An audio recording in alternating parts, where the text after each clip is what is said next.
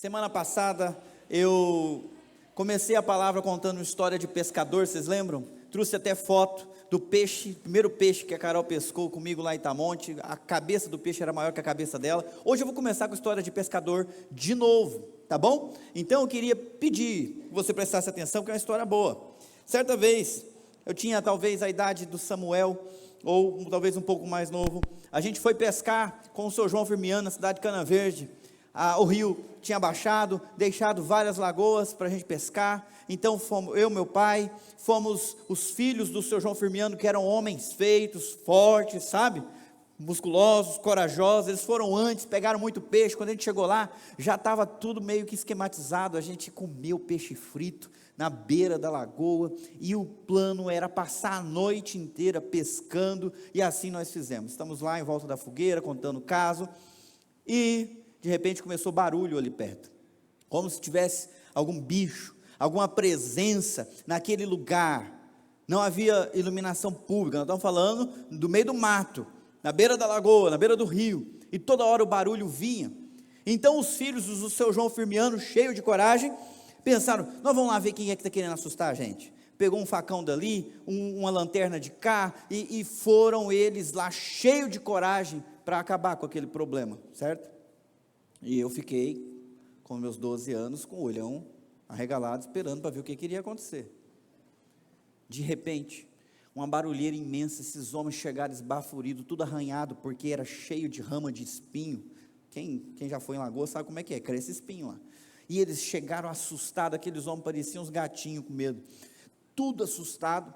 O senhor João Firmiano perguntou para os filhos: mas o que aconteceu? O que foi que vocês viram lá? Pai, tinha um bicho lá, um bicho muito estranho, um bicho estranho demais. Ele tinha uns 2 metros de altura, tinha 4 olhos, e quando a gente iluminou a lanterna, o olho dele brilhava que nem fogo. A gente saiu correndo.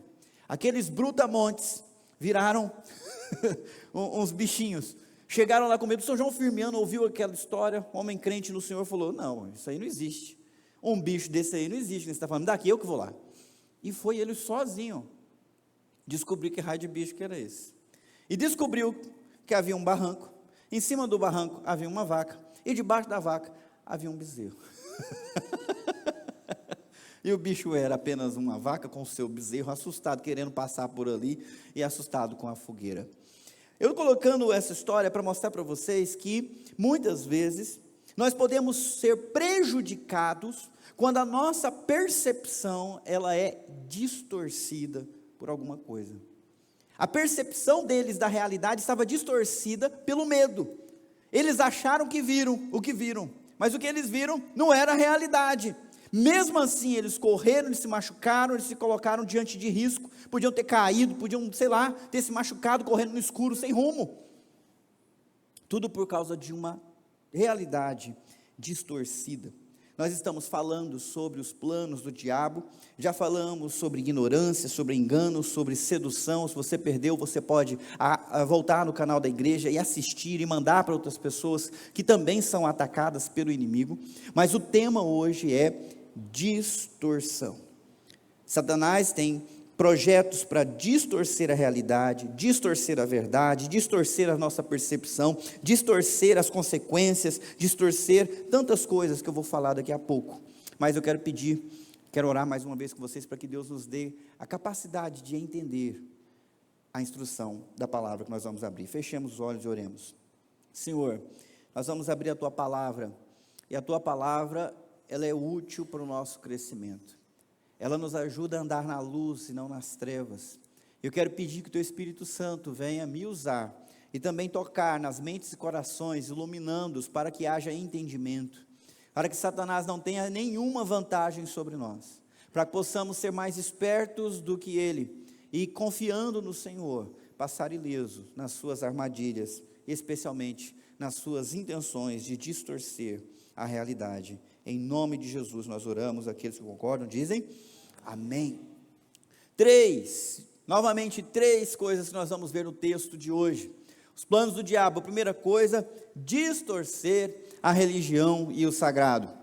Ele tenta fazer isso desde sempre, desde Caim, que vivia uma religião falsa centrada em si, e matou aquele que vivia uma religião mais pura e centrada em Deus. Satanás faz isso. Ele também tenta distorcer o entendimento e a fé, de maneira que a gente entenda as coisas errado e creia nas coisas de maneira equivocada, ou creia nas coisas erradas também. Ele tenta também distorcer aquilo que é o caminho certo. Nós vamos abordar esses três argumentos ao longo do texto. Por favor, abra sua Bíblia em Atos capítulo 13. É um texto que, se você ainda não tem conhecimento, é um texto bastante curioso, vale a pena conhecer, marcar, estudar. É um texto chocante, um fato impressionante que aconteceu quando Paulo e Barnabé se dispuseram, chamados pelo Espírito Santo, para proclamar a mensagem do Senhor em lugares longínquos, em lugares onde ninguém conhecia a Deus. Eles abandonaram o ministério em Antioquia da Psídia e se dedicaram a pregar o Evangelho em novos locais. E aí nós vamos ler o versículo 4, Atos capítulo 13, do versículo 4 até o versículo 12, começando primeiro por esses dois versículos, o 4 e o 5, você sabe como é que funciona, você lê onde está em destaque. Então, 1, 2, 3, e já, enviados pelo Espírito Santo, eles desceram ao porto de Seleucia, de onde navegaram para a ilha de Chipre. Ali na cidade de Salamina foram às sinagogas judaicas e pregaram a palavra de Deus. João Marcos os acompanhava como assistente. Olha, a igreja de Antioquia tinha muitos líderes, mas os líderes mais importantes eram Saulo e Barnabé. E depois de se dedicarem a Deus em oração durante vários dias, em jejum, o Espírito Santo disse para eles: separai-me, Paulo e Barnabé, para a obra que eu tenho para eles. Está tudo aí nos versículos 1, 2 e 3, que eu não li.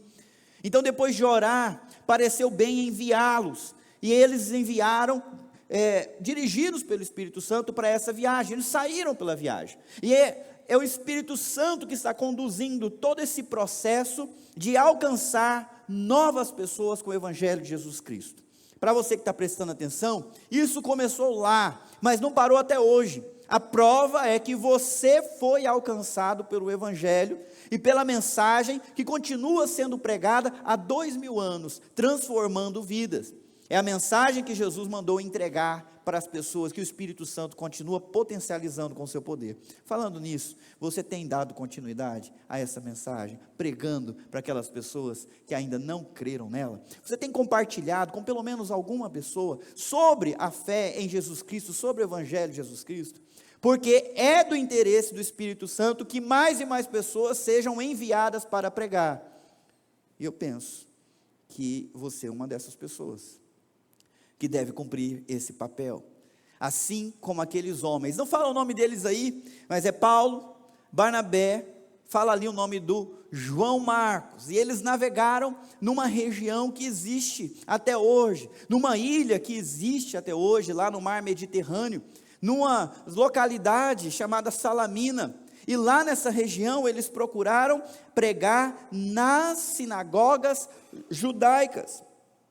Nós temos nesse texto vários contrastes. O primeiro deles é que homens do Evangelho estão procurando pregar a mensagem para homens que não conhecem o Evangelho. E a prioridade deles são os judeus. Por quê? Porque os judeus conhecem o Deus verdadeiro.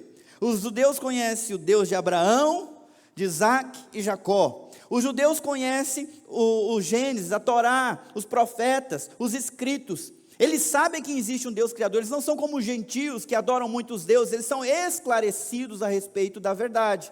Então Paulo e Barnabé, junto com João Marcos, passam nas sinagogas. Havia sinagoga espalhada para tudo quanto é canto. Tinha judeu em tudo quanto é lugar. O próprio Barnabé era natural de Chipre, dessa ilha.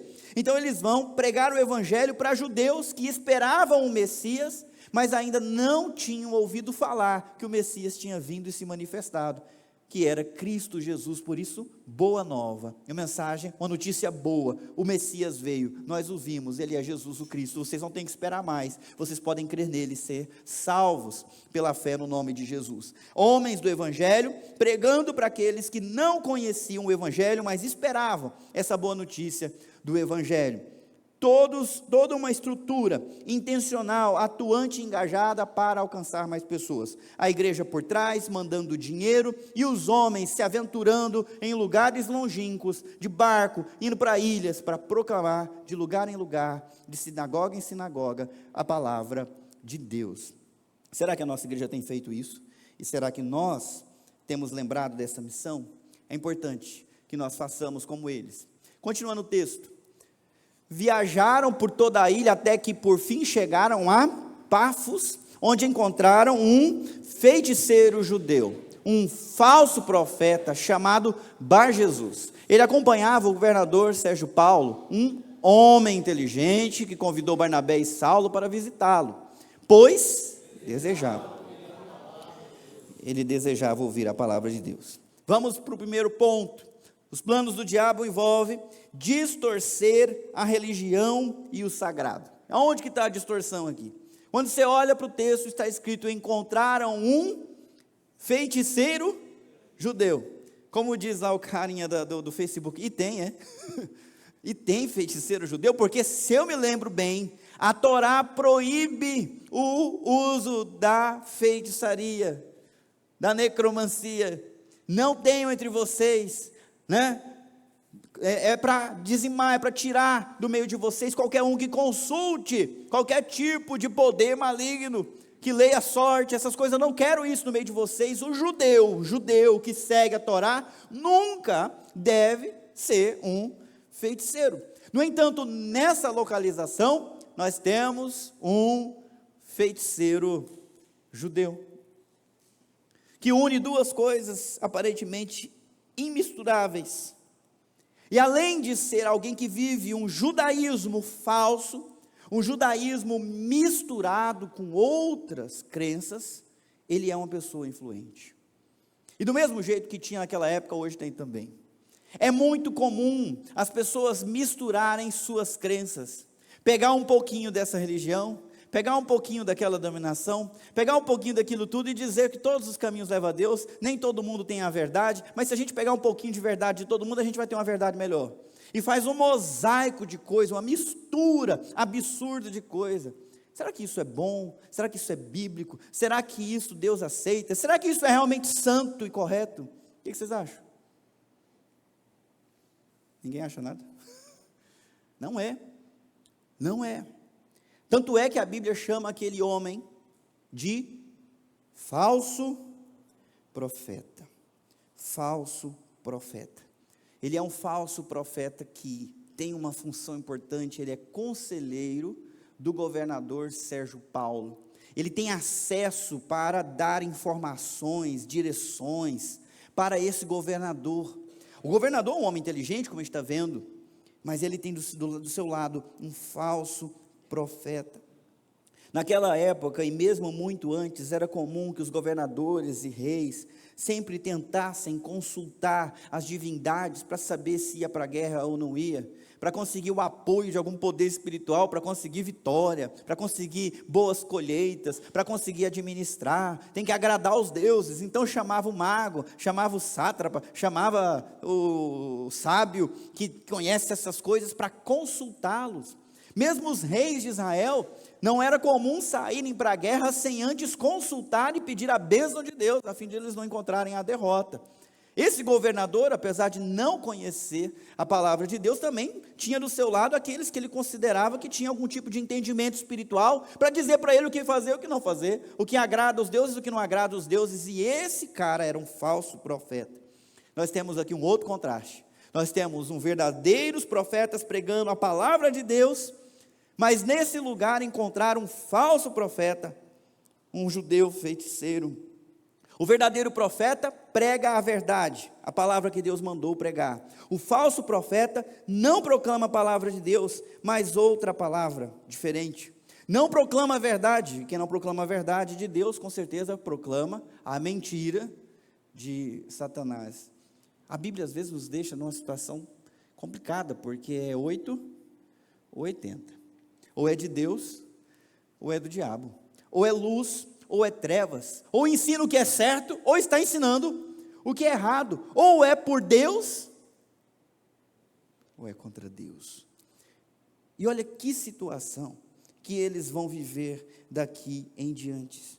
Bar Jesus, Satanás distorcendo a verdadeira religião, distorcendo o verdadeiro judaísmo que seja. E aí a gente tem, olha que bonito nome, Bar Jesus, lembra o quê? Jesus, mas Jesus não é coisa boa. O nome significa filho de Jesus, ou filho de Josué, e esse cara está lá, para atrapalhar um homem inteligente, que convidou Barnabé e Saulo para visitá-lo. Por que ele desejava, meus irmãos? Ouvir a palavra de Deus, palavra que estava sendo proclamada em toda a ilha. Olha o versículo 6, viajaram por toda a ilha, até que por fim chegaram a Pafos, onde encontraram esse outro aí. Não é o meu não, é? Não. Já descobrimos. Continuando aí para o nosso texto, vamos adiante. Versículo 8. Mas Elimas, o feiticeiro, está falando do mesmo Bar Jesus. Esse é o significado do seu nome. Vocês leem. Opôs-se a eles na tentativa de impedir que o governador viesse a crer. Aquele que tem como plano distorcer a verdadeira religião, também tenta distorcer o entendimento e a fé dos outros. Paulo, Barnabé, Silas estão envolvidos numa estratégia para salvar. Mas aqui nós temos também no texto alguém seguindo uma estratégia para impedir a salvação. Aquele Bar Jesus, do lado do homem inteligente, desejoso de ouvir a palavra de Deus, tem uma voz desejoso de impedir ele de entender a palavra de Deus, de compreender a palavra de Deus. Há uma clara oposição para impedir o fluxo da salvação. Nós sabemos por outro texto bíblico como é que isso funciona. Por favor, abra a sua Bíblia em Romanos 10, 13. Versículo 13, 14, talvez até o 15. Romanos, depois a gente vai voltar para Atos, tá? Romanos 10, versículo 13.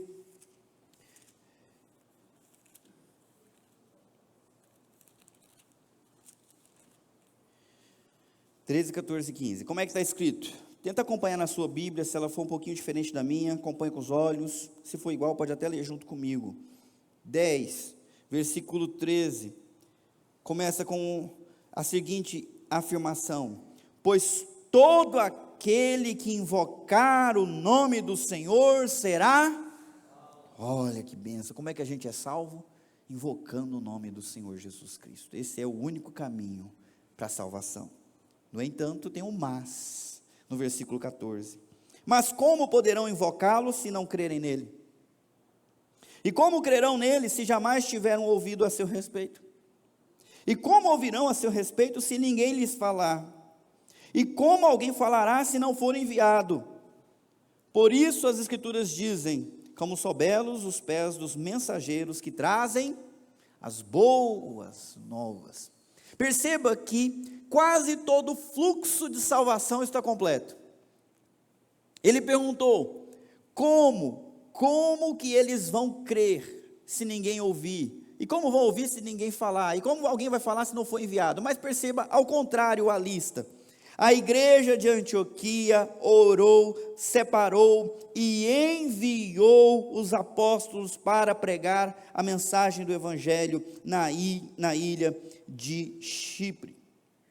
Eles foram enviados, esse processo já foi completo. Vocês estão acompanhando comigo aí, não? O que mais que já aconteceu dessa lista? Vamos lá, pela ordem. Como alguém falará se não for enviado? Foram enviados? Foram enviados, os mensageiros estavam pregando. Como ouvirão a seu respeito se ninguém lhes falar? Paulo e Silas e João Marcos estavam calados ou estavam pregando? Estavam pregando. Mais uma etapa do processo de salvação completa. Tem gente pregando. Tem gente que foi enviada. Essa pessoa que foi enviada está pregando na ilha de Chipre. Então a mensagem está sendo proclamada. Mais uma, vamos dar uma olhada. Como crerão nele se jamais tiverem ouvido a seu respeito? Pois acabaram de ouvir. Paulo está tentando falar a respeito de Cristo, mas tem alguém tentando evitar que eles creiam. Entendam e creiam. Não é pouca coisa aqui. E da mesma forma que Satanás tenta impedir a salvação, ele também tenta impedir a santificação, a edificação, o crescimento espiritual. Isso vale fora da igreja e isso vale dentro da igreja também. Ele tenta distorcer o entendimento. Vocês estão comigo, pessoal? Sério mesmo? Que às vezes quando eu estou pregando eu fico pensando, será que isso não está acontecendo agora? Será que eu estou falando e pregando a palavra de Deus e você está absorvendo a palavra com clareza? Ou de alguma forma isso já é distorcido no seu coração, na sua mente, para o seu próprio prejuízo? Porque é isso que ele faz. Quando Satanás atua nas nossas vidas, as coisas não caminham, não há entendimento. É tudo distorcido, e com distorção nós vamos perceber o prejuízo que se faz depois, assim como aqueles caras correndo no meio do escuro. Voltando lá para Atos, capítulo 13. Vocês já deixaram aberto, né? Não ouvi barulho de Bíblia, só eu que estou aqui na minha. Vocês só fizeram assim. Aqui eu tenho que ficar com a mão ocupada, não tem jeito. Vamos lá. Versículo 9. Vocês. Mais uma vez. Cheio do Espírito Santo. O povo está acordando. Mais uma vez. Cheio de quê? Cheio do Espírito Santo. Saulo, também conhecido como Paulo, encarou Elimas nos olhos e disse: filho do diabo, cheio de toda espécie de engano e maldade, e inimigo de tudo que é certo, quando deixará de distorcer os caminhos retos do Senhor? Satanás tenta distorcer a religião, tenta distorcer o entendimento e também tenta distorcer os caminhos retos do Senhor. Isso fica claro aqui nesse texto. E novamente vários contrastes. Se Paulo está falando cheio do Espírito Santo, aquele homem que está do lado do rei está falando cheio de quê? Obrigado, tem um prestando atenção. Vamos que os outros vão prestar atenção também. Paulo está falando? Não, Paulo. E o outro, Bar Jesus? Tá bom, só sabendo disso, quem que você deve ouvir? É fácil para a gente, nós estamos lendo o texto, mas imagina para o governador, que confusão. Um cara que eu nunca vi me prega uma palavra, o outro aqui do lado dizendo não é isso, se opõe, não, isso não pode ser assim, está errado. Só que um está falando cheio do Espírito Santo, o outro está falando cheio de toda espécie de engano e de maldade. Nós temos as duas vozes presentes na nossa vida. Se por um lado nós ouvimos a Deus falando conosco, através da sua palavra iluminada pelo Espírito, também há outras palavras sendo proclamadas, outras vozes atuando e querendo atenção para se opor. A gente crê na palavra de Deus e confiar na sua palavra de verdade. Portanto, meus irmãos, nós precisamos sempre escolher se nós vamos ouvir a voz do Espírito Santo, cheia de verdade, de poder, ou se nós vamos ouvir a voz do engano, que vem por muitos canais. Ela também fala, e ela é cheia de maldade. O texto diz mais. Paulo tratou de uma forma ríspida aquele homem, e ele não fez isso na ira da carne, ele fez isso indignado, mas com zelo, com santidade. Ele não está cheio de carnalidade, ele está cheio do que mesmo, gente? De Espírito Santo. Alguém cheio de Espírito Santo é sempre amável, né? Nem sempre. Às vezes precisa ser duro, e ele não está ali resolvendo com dureza um problema pessoal dele com Bar Jesus. Ele está resolvendo um problema com alguém que está querendo impedir o prosseguimento do reino de Deus. Ele está contra a igreja de Cristo, ele está contra a fé, está contra a verdade, está contra a salvação.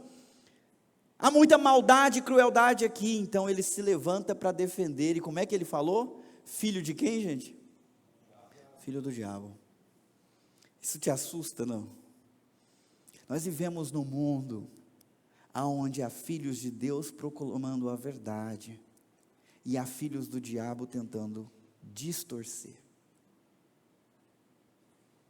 Em todos os canais, em todos os ambientes, há filhos de Deus, mas também há filhos do diabo. Filho do diabo faz jus, porque nós sabemos que o diabo é o pai da...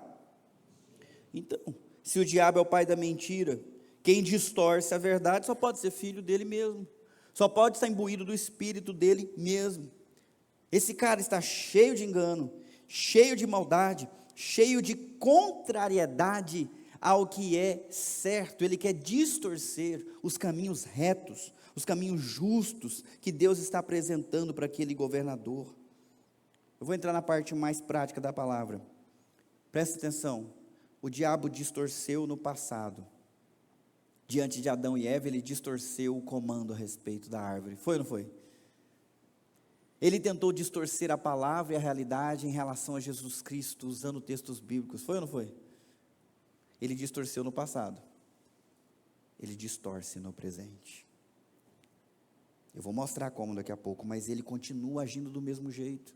Nós estamos sujeitos a essa ação de distorção, e ele vai continuar distorcendo até o fim. Com isso, eu faço aqui uma afirmação categórica: toda distorção é diabólica. Tudo que entorta o que era para ser reto, tudo que confunde, tudo que traz neblina e confusão sobre algo que devia ser claro, límpido e cristalino, é sim diabólico. E infelizmente, meus irmãos, nós vivemos num mundo onde acho que não tem uma realidade que não está debaixo do ataque para a distorção. Se nós formos para a mídia, para as redes sociais, meu amigo Júnior estava pregando esses dias e dizendo: se depender de uma foto de Instagram para procurar alguém que está perdido, você não acha nunca. Você entendeu? É ou não é? Você já viram, não? Às vezes você olha uma pessoa, conhece uma pessoa pelo Instagram, e depois vai encontrar com ela pessoalmente, você coloca uma coisa do lado da outra e fala: não é, ué. Não é a mesma pessoa. Por quê, gente? Vocês estão aqui hoje, é? Filtro. Alguém tem Instagram? Eu não uso, mas tem gente que tem Instagram. Como é que funciona o Instagram? O que ele tem de tão especial? Né? Ele distorce a realidade. Ele distorce. A pessoa tira a foto lá, coloca um filtro e fica... E agora tem um negócio que, se você quiser fazer uma live, ele distorce em tempo real. Né? Você aparece com outra cara. Né? Quiser disfarçar qualquer coisa que você não gosta, tudo disfarça. O problema é que isso é uma distorção da realidade. Facebook é a mesma coisa, redes sociais é a mesma coisa, tudo. Parece que em tudo há uma distorção, nada é expressão da realidade, nada é expressão da verdade, é tudo distorcido, tudo alterado, é tudo mentiroso, é tudo um engano. Isso não vem de Deus. Deus não criou as coisas para serem assim, Ele criou as coisas para serem autênticas, até para quê? Para nós podermos tratar de problemas, nós precisamos enxergá-los, conhecê-los de verdade. A mídia é cheia disso. Se a gente for para aquilo que o brasileiro amava até pouco tempo, as novelas, na minha época, eu cheguei a assistir muitas novelas da Rede Mais amada, hoje mais odiada do Brasil. Quantas vezes ideias são colocadas para distorcer e nos fazer pensar que isso é bom e aquilo é ruim. Por exemplo, nós somos um Brasil de maioria cristã. Você lembra de alguma novela que representou um cristão de verdade, que segue o caminho do Senhor e é respeitado pela sociedade, como nós encontramos muitos? Alguma vez você lembra de um positivo? Não lembro. Eu lembro da irmã da Tieta. Vou falar só os velhos que eu lembro. Eu lembro da irmã da Tieta, que era beata e tudo, mas o que ela tinha de palavra, o que ela tinha de justiça? Nada. Uma pessoa invejosa, uma pessoa falsa, uma pessoa má. E é assim que é pintado, mas está distorcendo a realidade. Pinta uma realidade como os relacionamentos amorosos entre pessoas do mesmo sexo são perfeitos e os outros acabam. Não tem um casamento que dura naquele negócio. Distorce o que é juventude, distorce o que é adolescência, distorce o que é certo, o que é errado, passando para nós essas ideias que nós assistimos e sem perceber, temos a nossa imaginação, o nosso ideal de correto sendo distorcido o tempo todo. Eu já falei, puxei aqui a sexualidade. Satanás tenta distorcer e falar que legal é aquilo que é ruim, e aquilo que é legal, ele pinta com outras cores. Fica uma confusão. Qualquer criança, qualquer adolescente, qualquer jovem, ou mesmo adulto que é exposto ao tipo de sexualidade que é divulgada pelos artistas, promulgada pelas redes, vai ficar perdido em sua sexualidade, completamente perdido em sua sexualidade. Meus queridos, nós vivemos numa época em que a distorção, ela é tão grave, que nós já temos pessoas querendo passar leis para garantir a mudança de sexo no SUS. Uma pessoa com problema na sua mente, na sua percepção da sua natureza, recebe ajuda com dinheiro público para cortar os seus membros. Uma violência contra si mesmo, que nunca vai transformar ela no que ela quer ser. Acontece, e se você vai ver na mídia, isso sim é certo.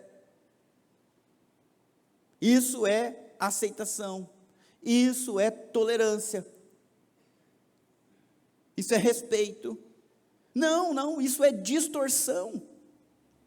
Isso é distorção, é aceitar a distorção, é apoiar a distorção, e essa distorção vai trazer prejuízo para a pessoa e para a sociedade inteira, com o tempo. Vocês vão ver isso, já estão vendo isso.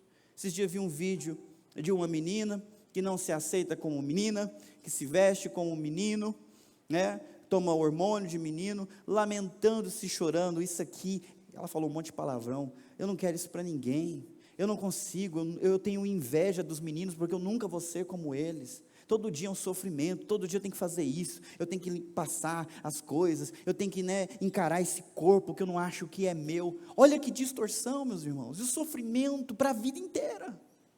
Quem que plantou isso? Veio de Deus? Não veio, infelizmente.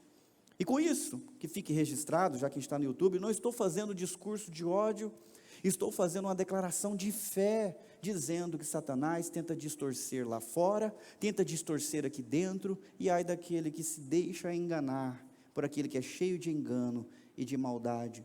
A verdade é uma só, e ela não pode ser mudada. Nós não conseguimos quebrar a verdade, nós nos quebramos contra ela, e na sexualidade, Satanás tem feito a festa em todo o mundo ocidental, tem feito a festa, de maneira que pais e mães estão dando remédios para atrasar a puberdade das suas crianças, vestindo-as com as roupas erradas, incentivando-as a pensarem diferente de si, como se aquilo fosse normal e natural, e o poder público, que muitas vezes deveria proteger essas crianças dessa violência, apoia. Pior, médicos apoiam, porque também a universidade e a ciência têm distorcido o que é natural e o que é artificial, já não conseguem fazer essa diferença. A academia, que devia somar 2 mais 2 é 4, que devia testar aquilo e ver se é fato ou não é, não faz mais isso, crê em ideias. A ciência virou fé, a gente acredita que é assim, então é. Isso não é ciência. Mas isso está tomando cada vez proporções maiores. Satanás está trabalhando muito para distorcer o conhecimento, distorcer a sabedoria, distorcer o que é um padrão de sociedade. E não para por aí. Se você for para os jornais, você não sabe mais o que é fato e o que é fake. Ou sabe? Vamos lá, o desemprego está aumentando ou está diminuindo? Aumentando, levanta a mão. Diminuindo, levanta a mão. Um jornal fala uma coisa, o outro fala outra coisa. Não é possível. E às vezes a informação é dada pela metade com o fim de distorcer. Hoje o povo não chama mais de mentira, eles chamam de narrativa. Mas continua sendo mentira. Fato é fato, fala é fala. Nós vivemos num mundo de distorção. Cuidado, porque Satanás tenta distorcer a sua percepção. A sua percepção da política, a sua percepção do governo, a sua percepção da economia, a sua percepção da sociedade, a sua percepção da educação, da segurança pública. Ele também trabalha para atrapalhar a percepção da realidade e colocar no lado a percepção de algo que não é real. Isso está acontecendo demais e nós ficamos sujeitos a esse tipo de influência distorcida. E por fim, Satanás tenta distorcer a palavra de Deus. O ensino puro da palavra também está sendo misturado com cada vez mais coisas estranhas à própria palavra. Já tem gente afirmando que essa Bíblia, ela não é a palavra de Deus, ela contém a palavra de Deus, e você precisa estudar e decidir o que é a palavra de Deus e o que não é a palavra de Deus. Gente, pelo amor de Deus, eu vou ter que depender de mim para decidir o que na Bíblia que é certo, então eu que estou lascado. Eu sou pecador. É ela que tem que me medir, não sou eu que tenho que medir ela. Vocês estão entendendo? É ela que é a norma, não eu que normatizo ela. Houve um presidente dos Estados Unidos que, estudando a palavra, começou a tirar as páginas que ele não gostava. O que adianta ser um presidente que só lê o que gosta? Que não lê o que não gosta? O que o ofende? O que o aperta? O que o afeta? Eu já disse para vocês e repito novamente, o grande desafio nosso não é só ler a Bíblia, eu espero que vocês estejam fazendo pelo menos isso, mas é deixar a Bíblia ler a gente, e isso é duro. A nossa tendência é distorcer até a palavra, distorcer o que ela diz, dar mais importância para isso, que é a meu favor, e menos importância para aquilo que parece não me favorecer. A distorção engana a percepção e isso traz trágicas consequências. Ô filho do diabo, até quando? Quando é que você vai parar de fazer isso? Paulo perguntou. Quando deixará de distorcer os caminhos retos do Senhor? Eu vou repetir o que é verdade. O caminho do Senhor é perfeito. Ele não permite desvios. Ele não tolera concessões. Não há exceções. Ele é perfeito, ele é reto. Ele se ajusta ao que Deus determina. Não ajusta o que Deus determina ao que eu quero. Vamos ver as consequências? Preste atenção, pois o Senhor colocou a mão sobre você para castigá-lo, e você vai ficar cego, sem conseguir ver a luz do sol por algum tempo. Tinha um ditado que não está na Bíblia, mas podia estar. Quem brinca com fogo acaba, não é mijado não, é queimado. Mijado a gente falava, era para impedir as crianças de mexer com fogo. Quem mexe com fogo acaba se queimando. Ora, quem brinca com as sombras acaba nas trevas. Quem brinca distorcendo acaba torto. Acaba quebrado. Nós temos aqui uma pessoa brincando, querendo ocultar, querendo atrapalhar, querendo deixar o governador nas trevas do seu entendimento, sem conhecer a verdade, se opondo, atrapalhando, questionando, brincando com essas sombras, pois agora ele foi ele mesmo que acabou nas trevas. Outro contraste, ele quer distorcer o caminho reto do Senhor, mas o que aconteceu? Agora é ele que não tem caminho nenhum para seguir, ele precisa de alguém para pegar ele pela mão, para guiá-lo, como nós vamos ver aqui no texto. Olha só, no mesmo instante, neblina e escuridão cobriram-lhe os olhos, e ele começou a tatear, suplicando que alguém o tomasse pela mão e o guiasse. Aquele que queria manter o outro perdido, agora é ele que está perdido. Aquele que brincou com as trevas, agora é ele que não enxerga nada. As consequências desceram sobre a vida dele de maneira imediata. Você vai ficar cego por um tempo. e no mesmo instante, neblina e escuridão cobriram-lhe os olhos. Rapaz, que coisa absurda. Eu não vou nem tentar fazer nada parecido aqui, porque vai que Deus resolve fazer, né? Não sei como é que vocês leem texto como esse, né? Essas coisas são muito mais comuns, mas ouvi falar de um pastor, alguns séculos atrás, que leu um texto dizendo assim: pois aos homens está ordenado morrer uma vez só, depois disso juízo. Aí uma pessoa gritou lá no meio e morreu. Tiraram a pessoa, gente, eu vou continuar o sermão. Leu o versículo de novo, morreu outro. Misericórdia, eu vou ler o versículo então. Mas olha que autoridade de Paulo. Você vê que ele não está cheio de raiva, ele está cheio de zelo, ele está cheio do Espírito Santo, e com essa autoridade ele diz: você vai ficar cego. Vamos dar uma olhada aqui no texto, de novo aqui, o versículo que passou. Preste atenção, pois, quem? O Senhor colocou a mão sobre você. Parece que Paulo está enxergando a mão de Deus sobre Elimas, o mágico, também chamado de Bar Jesus, para cegá-lo. Não é Paulo que está fazendo. É quem?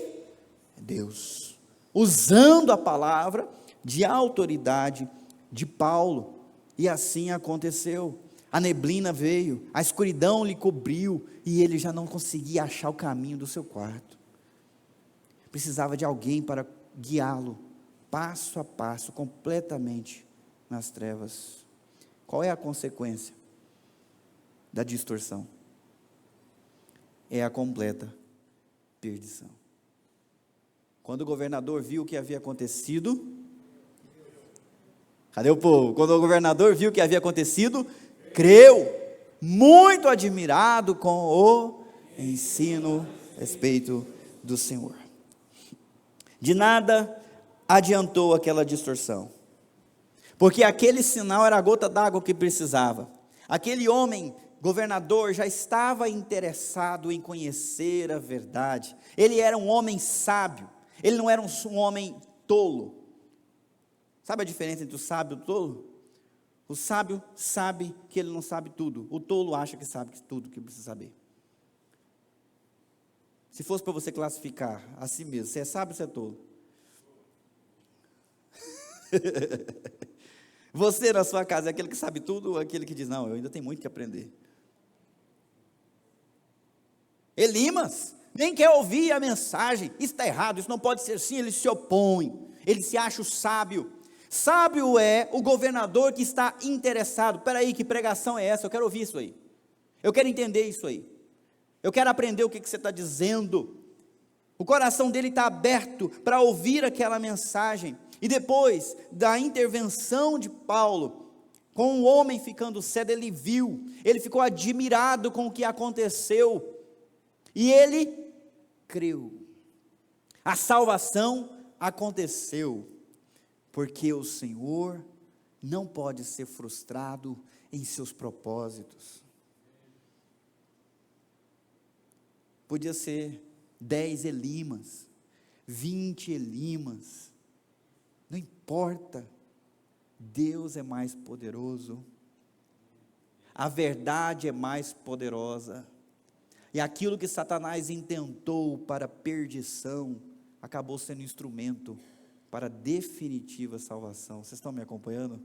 Ele viu o que aconteceu e falou: agora que eu creio mesmo. Rapaz, que ensino. E ele não ficou admirado com o sinal, com a cegueira. Ele ficou admirado com o quê? Com o ensino a respeito do Senhor, com a verdade. Ele ficou admirado com o caminho reto. Ele ficou admirado com a mensagem de que Cristo morreu pelos nossos pecados, para nos libertar da ira, para nos libertar do diabo e para nos trazer para o seu reino, e ele creu. Ele viu quem era poderoso, quem tem autoridade nos céus e na terra sobre todas as coisas. A salvação aconteceu de qualquer forma, mas aquele Elimas acabou cego. Eu quero mostrar um último texto para vocês, só que agora a gente vai dar uma viajada lá para 2 Pedro capítulo 3, versículo 16, apenas a parte B. 2 Pedro, capítulo 3, versículo 16.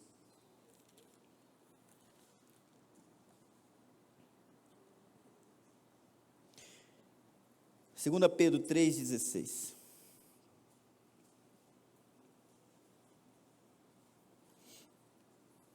Eu vou começar lá no alguns, falando de Paulo e da teologia, das cartas que Paulo escreveu para as igrejas, que algumas pessoas achavam difícil, né? Então Pedro escreve assim sobre as cartas de Paulo, dizendo: alguns de seus comentários são difíceis de entender, e os ignorantes e instáveis distorceram suas cartas, como fazem com outras partes das Escrituras. Como resultado, eles próprios serão destruídos. Até dentro da igreja.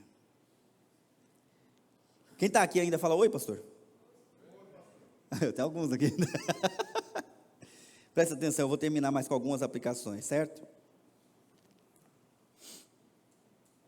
Você precisa refletir em todos os momentos da sua vida o que está enchendo o seu coração. Se é um espírito da verdade ou se é um espírito da distorção. Eu vou dar um exemplo que eu ouvi um pastor pregando no YouTube. Aliás, no YouTube tem coisa boa quando a gente procura, viu, gente? Ele pregou contando um caso de uma senhorinha crente, amorosa, que fazia pão de queijo e dava para sua vizinha na intenção de amá-la e servi-la. Fez isso várias vezes. E num dia ela estava saindo, ia precisar da ajuda para ir para algum lugar, estava atrasada, e essa vizinha dela estava saindo de carro. Ela falou: minha amiga, poxa, você está saindo de carro, você não pode fazer um favor, me dá uma carona daqui até ali na farmácia? E a vizinha dela olhou para ela e falou: não. Entrou no carro e foi embora. E assim a cabeça dela já começou a ser atacada, e ela pensou assim: nunca mais eu vou fazer pão de queijo e dar para ela. E no mesmo instante que ela pensou isso, ela mesma ouviu a fala dela na mente dela e falou: é você, Satanás. Está repreendido. Eu não fazia pão de queijo para ganhar carona? Naquele momento, aquele relacionamento estava sendo distorcido, mas porque ela estava debaixo do Espírito Santo, e não no espírito da distorção, ela venceu. Satanás pode tentar distorcer a sua relação com a sua esposa, a sua percepção do seu marido, distorcer o relacionamento seu com o seu filho, com a sua filha, e trazer confusão para a ruína de todos. Mas você pode se safar, desde que você não esteja cheio de engano e maldade, e sim cheio do Espírito Santo. Quem dirige a sua vida? Quem dirige as suas emoções? Quem dirige as suas atitudes? Quando você está bravo, você pergunta para Deus se Ele quer que você esteja bravo? Porque Paulo ficou bravo e chamou o outro de diabo. Mas ele fez aquilo cheio do Espírito Santo. Você tem certeza que a sua raiva é do Espírito? Que o seu ressentimento é do Espírito? Ou será que Satanás tem alcançado algum tipo de vantagem e até colocado na sua cabeça os versículos que te deixam confortável para continuar enxergando as coisas de maneira distorcida? Isso precisa acabar. Nós não podemos deixar Satanás alcançar vantagem sobre nós. Nós precisamos vigiar e orar e nos sujeitar ao Senhor. Deus, o que o Senhor quer que eu faça sobre isso? Deus, o que o Senhor quer que eu sinta a respeito disso e daquilo? Deus, me ajuda a fazer o que o Senhor quer e não o que eu estou com vontade de fazer. Me ajuda a perceber as distorções do inimigo. Vamos orar, meus irmãos? Senhor, nós vivemos num mundo que jaz no maligno. E mesmo tendo nascido de novo, nós às vezes temos que lidar com distorções influenciadas pelo nosso próprio coração, pela nossa própria vontade. Eu quero te pedir, Deus, nos ajuda. Nos ajuda, Deus, a ser cheios do Teu Espírito Santo tão somente, e não sermos cheios de engano e distorção. Nos dá clareza, Deus, sobre a nossa própria situação, sobre a situação do nosso coração, sobre a situação dos nossos sentimentos, das nossas emoções, sobre a situação da nossa pureza.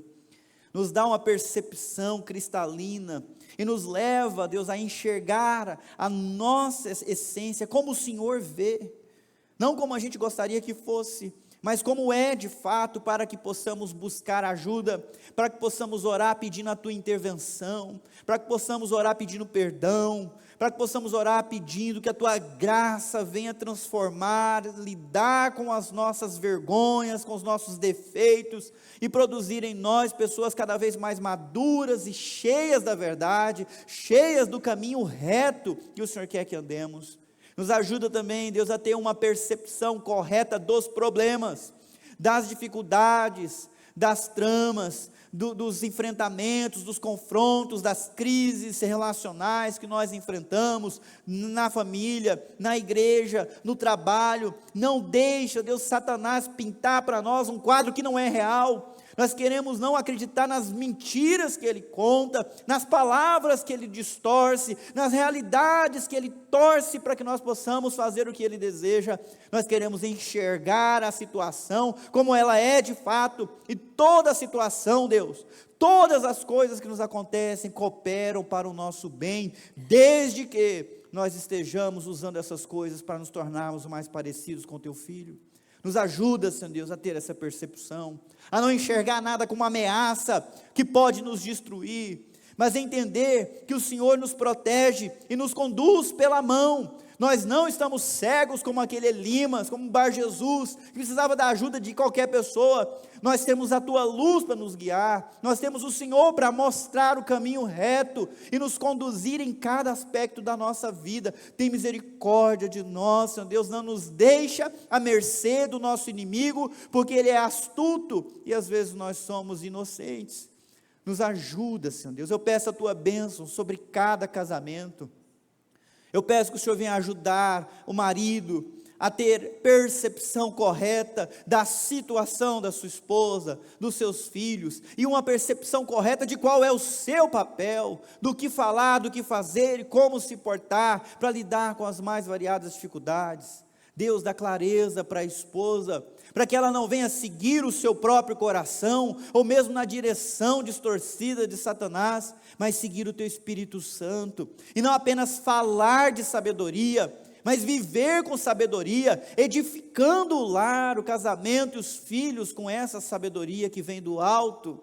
Deus dá sabedoria e discernimento para os nossos jovens e crianças, que são alvos do inimigo, que tenta distorcer a identidade deles, a sexualidade deles, distorcer, fazendo que aquilo que é pernicioso, pintando como legal, e aquilo que é legal, dizendo que é chato. Deus ajude os nossos filhos a perceber a preciosidade que é amar e temer o Senhor desde a juventude. Livra-os, ó Pai. Traz um relacionamento restaurado para pais e filhos, filhos e pais. Frustra os planos do inimigo, estabelece os Teus planos gloriosos de restauração, reconciliação e conserto.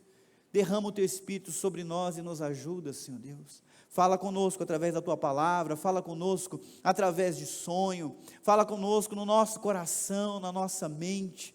E Deus, se nós somos difíceis de ouvir, repita quantas vezes for necessário, Deus, mas não nos deixe à sorte, não nos deixe vulneráveis diante dos ataques que nós estamos enfrentando. A nossa igreja precisa da Tua proteção, Senhor. A nossa comunidade precisa da Tua luz. Nós precisamos que o Senhor nos aponte o caminho, que o Senhor nos mostre aonde nós estamos desviados da Tua vontade. Nós queremos ser corrigidos pelo Senhor, nós queremos ouvir a tua voz. Por isso fala conosco, nos ajuda a ser uma comunidade autêntica, aonde o amor é verdadeiro, aonde a disciplina é feita com a intenção de salvar, de proteger, aonde, Deus, não há o faz de conta, mas uma comunidade real. Abençoa-nos, nos enchendo com o teu Espírito Santo, assim como o Senhor encheu Paulo naquele dia. Nos dá autoridade contra o nosso inimigo, nós pedimos no nome de Jesus Cristo. Amém.